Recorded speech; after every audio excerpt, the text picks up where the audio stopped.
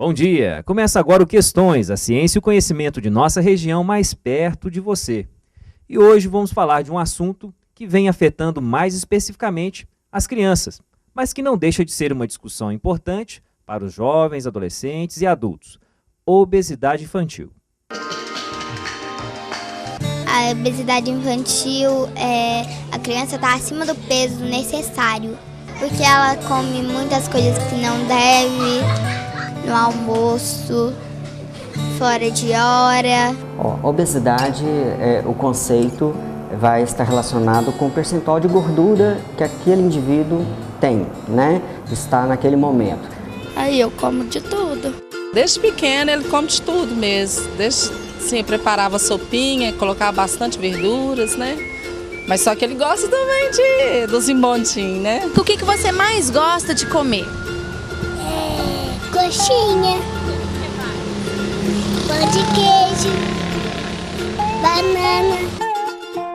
Ela tem esse hábito mesmo de comer verdura? Tem não, ela só come tomate, alface, esse negocinho tem que insistir bastante. Gosta mais de besteira. Eu tento pôr o mais balanceado possível, mas é difícil fazer comer. Só besteira. Chocolate,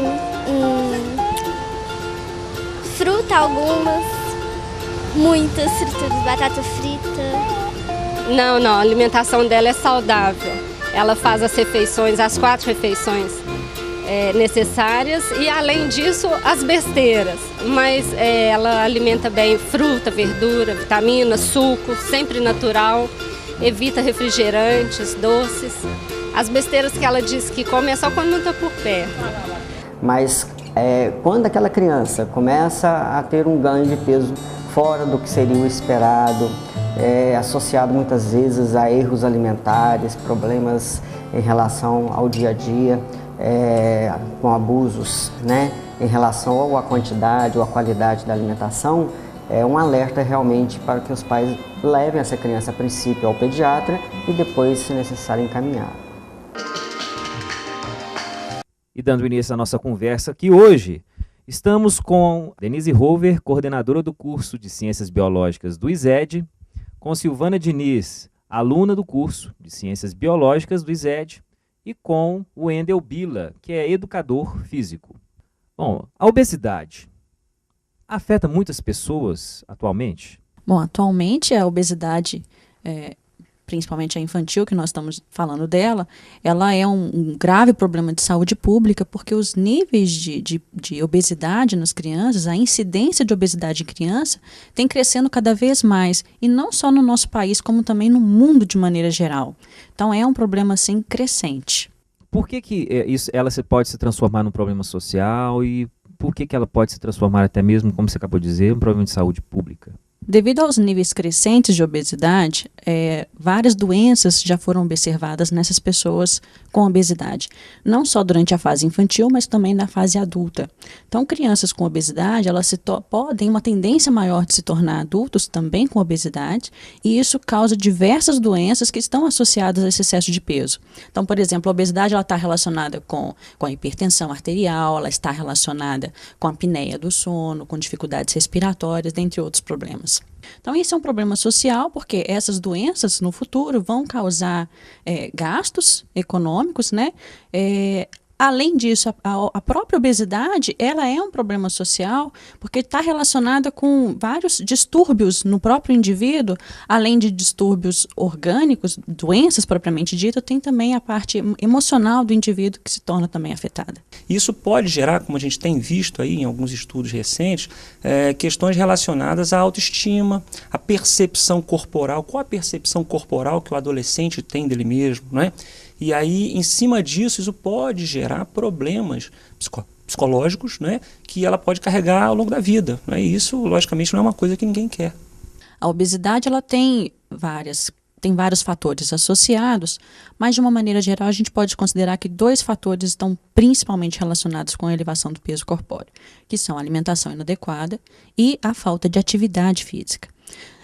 Com relação à população infantil, a gente observa então tanto um desequilíbrio na parte nutricional, então as crianças estão comendo pior, alimentos com grande quantidade de caloria e poucos nutrientes, e também estão ficando mais sedentárias. Isso tem muita relação com a atualidade, porque hoje em dia a gente tem grande disponibilidade de alimento, especialmente esses com grande quantidade de calorias e poucos nutrientes, e além disso, associado às tecnologias que a gente tem hoje em dia, isso predispõe as crianças a ficarem sedentárias. Então passam mais tempo na frente da televisão, passam mais tempo na frente de computadores, jogando videogames, e aí esquece dessa atividade física que é necessária para o nosso organismo. E se a gente for pensar no campo da atividade física, né, assim, ela, como a professora disse antes, a sociedade também vem se reconfigurando. Você acha que a obesidade infantil também, ela acompanhou, de repente, essa evolução da atividade física nesses últimos anos agora, de nossa história? Nas últimas décadas, com o avanço até da questão tecnológica, o que a gente percebe é que as crianças que eram muito ativas no passado, hoje elas têm se tornado cada vez menos ativas, né? Se você for traçar um comparativo, né? Nos últimos anos, com relação à atividade física geral da população, isso a gente fala tanto em países desenvolvidos quanto em desenvolvimento, não é? A gente vê que realmente o nível de atividade física da população ele tem diminuído. Então esse gasto reduzido vai provocar certamente problemas associados. E um dos primeiros problemas que se tem é a obesidade. Muito obrigado. Programa Questões dá uma pausa e volta daqui a pouco, falando mais sobre obesidade infantil.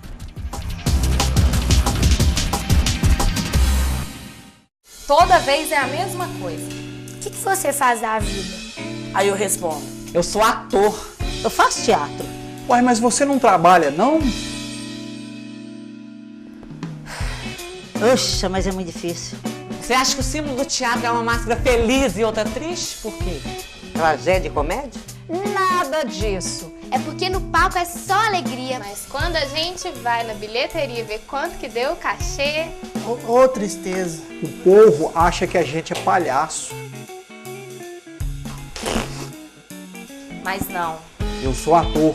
Eu sou atriz. Sou atriz. Ator. Patriz. Ator. Atriz. Patriz.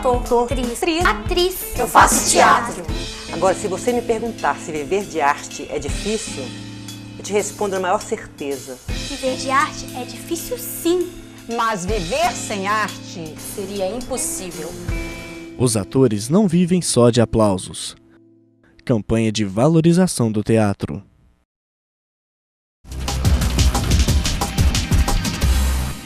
Eu como bolo, tomo café, biscoito.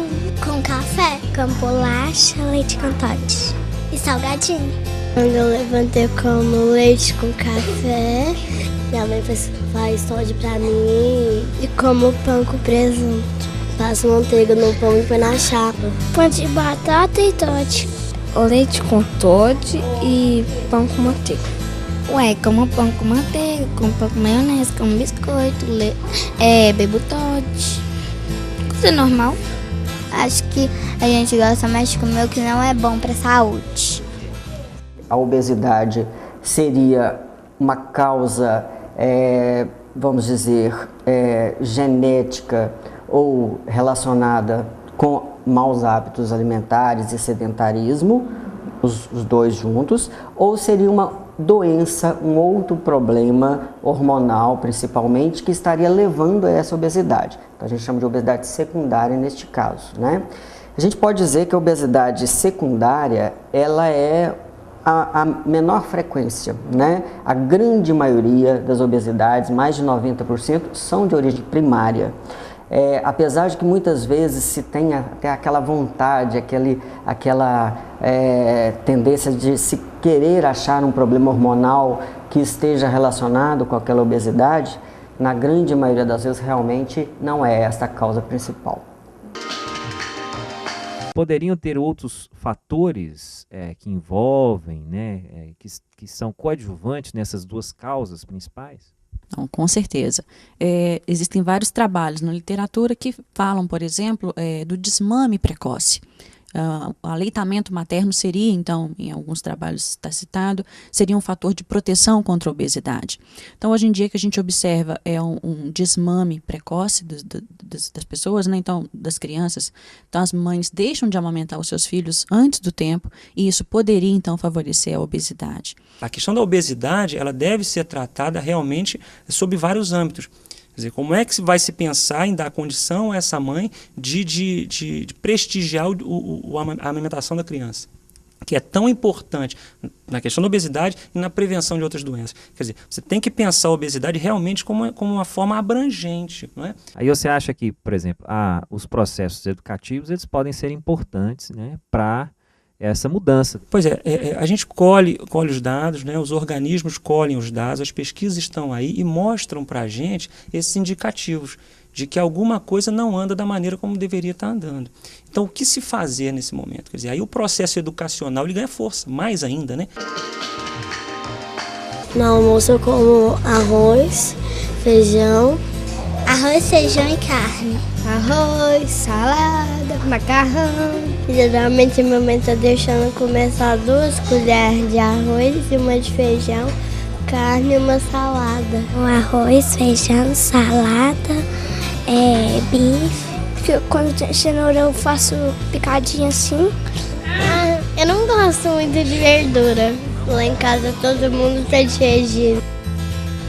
A escola a gente tem educação física, mas é assim, o que a gente pode fazer, né? As crianças gostam muito de dança, eu percebo que elas gostam de dançar, esporte, futebol. Na educação física, a gente joga handball, estranho. E quando a obesidade não me preocupa não, porque ela foi sempre magrinha desse jeito. Incentivo, inclusive época de escola, durante a semana, nada de televisão. É escola e atividade física, mas ela é um pouquinho preguiçosa. Existem escolas que têm oficinas mais apropriadas, mas acho que vem mesmo da família, está colocando no esporte, que toda criança gosta de esporte, sabe? Porque às vezes não é incentivado pela família. E por isso eu acho que dá relevância, por exemplo, de se conhecer essa realidade da obesidade das crianças, né, Denise? Parece que você tem desenvolvido um trabalho de uma pesquisa, né, como investigação, a obesidade infantil. Fala um pouco para a gente disso. A gente está desenvolvendo, né, um trabalho em 5 escolas aqui de Divinópolis, né, escola da rede privada, né. Essas escolas foram escolhidas aleatoriamente, né, e a gente está indo nas escolas coletar os dados, né, que no caso vai ser a mensuração da pressão, né, da pressão arterial. A gente vai estar medindo as crianças e pesando elas.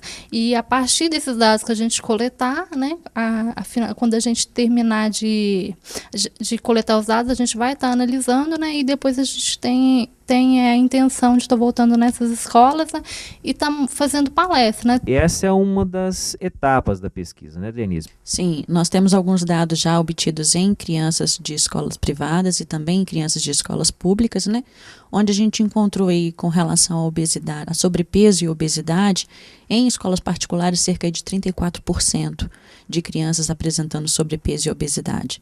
Comparado ao brasileiro, é um índice normal, né? Então, as crianças, de fato, elas estão apresentando muita incidência de sobrepeso e obesidade. Então, Divinópolis não foge desse quadro. E são dados inéditos no município, e a partir desses dados podem ser, então, criadas, estudadas, medidas de prevenção para se prevenir, na verdade, e não só tratar a obesidade infantil. E nesse caso, se a gente for pensar, né, na obesidade e nesse índice, é necessário que haja uma intervenção assim, também multifatorial, né? Como que vocês veem a importância, de repente, de atores, né, nesse processo que envolve a questão da obesidade para as crianças, no caso das crianças?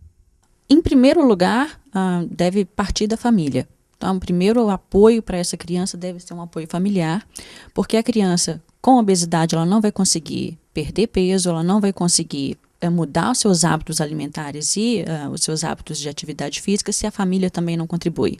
E aí a gente tem vários outros profissionais que também podem estar associados e contribuir para essa perda de peso. Então, por exemplo, o educador físico, Então pode ajudar essa criança aí na prática de atividades físicas, lembrando que essa atividade física não deve ser para a criança uma coisa muito rígida.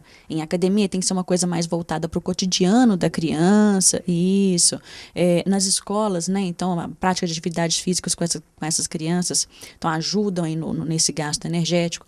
O papel do pediatra de fundamental importância, que vai acompanhar essa criança e vai saber se essa obesidade, então, se ela é primária ou se ela é secundária. O papel do nutricionista, que vai fornecer uma dieta adequada para essa criança, que está em fase de desenvolvimento. Então, é muito importante que essa dieta não seja totalmente restritiva, né? Ela tem que ter quantidades de nutrientes adequados para o crescimento dessa criança. Enfim, a gente precisa aí de múltiplos profissionais para auxiliar no tratamento. Sou Funédio Eng, sempre eu sou Funédio Eng. Educação superior se faz com pesquisa, extensão e ensino de qualidade. A FUNED é parecida com a gente, preocupada com o futuro, realmente uma proposta coerente. Sou Funédio Eng.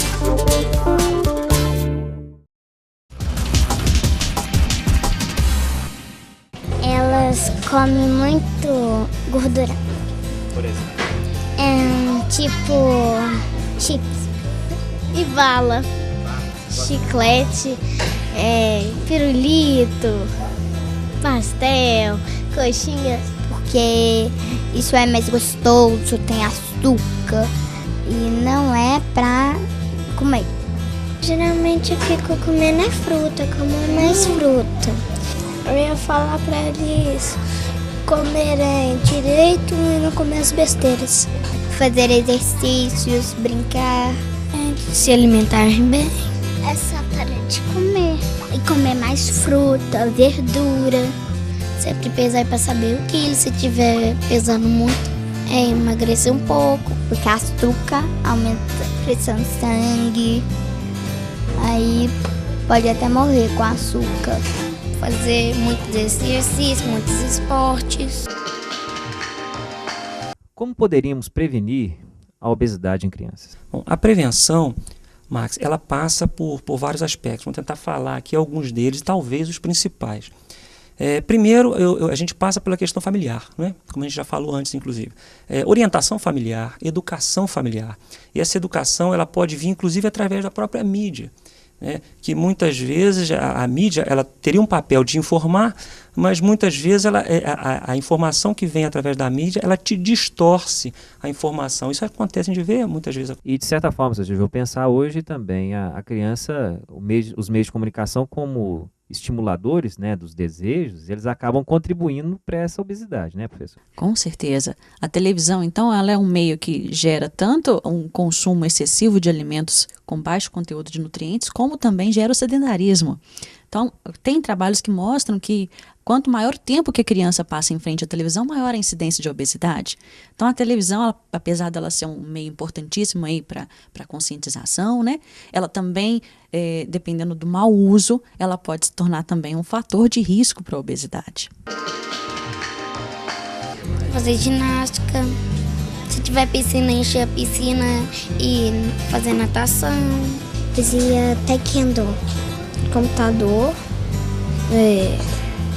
Xbox e televisão. O computador tá de castigo, o videogame estragou, só faltou a televisão, então só assisto televisão. O videogame eu jogo todo dia, o computador é só uma vez por semana.